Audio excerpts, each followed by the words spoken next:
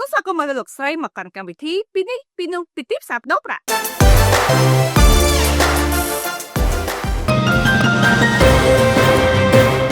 បច្ចុប្បន្នភាពតានតឹងរវាងអ៊ឺរ៉ង់និងសហរដ្ឋអាមេរិករួមទាំងការគម្រាមកំហែងយោធាការវាយប្រហារដ្រូននិងការចរចាស្ដីអំពីកម្មវិធីនុយក្លេអ៊ែរនៅតែជាកត្តាសំខាន់មួយដែលប៉ះពាល់ដល់ទីផ្សារមាសពិភពលោកស្ថានភាពតម្លៃហាងឆេងអន្តរជាតិនៅពេលបច្ចុប្បន្ននេះកំពុងមានការប្រែប្រួលខ្លាំងក្នុងរយៈពេលថ្មីៗនេះបានឡើងដល់កម្រិតខ្ពស់សាជាថ្មីនៅតម្លៃ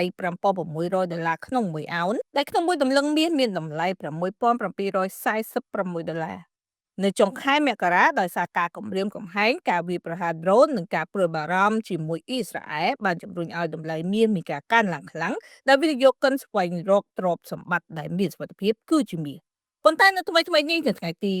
12 13ខែកុម្ភៈមាសបានធ្លាក់ចុះខ្លាំងមកវិញនៅចន្លោះតម្លៃ$4,900ទៅ$5,000ក្នុង1អោនដោយសារទិន្នន័យសេដ្ឋកិច្ចអាមេរិកល្អដូចជាទិន្នន័យការងារអត្រាការប្រាក់របស់ធនាគារកណ្ដាលតម្លៃដុល្លារអតិផរណាដែលធ្វើឲ្យលុយដុល្លារឡើងថ្លៃនិងមានសញ្ញាបន្ធូរបន្ថយភាពតានតឹងបន្តិចដូចជាការចរចាពីសហរដ្ឋអាមេរិក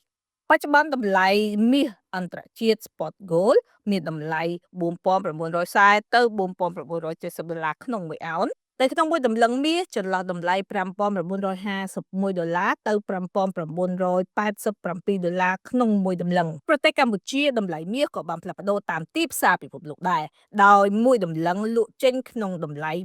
$6,150និងទិញចូលក្នុងតម្លៃ$6,000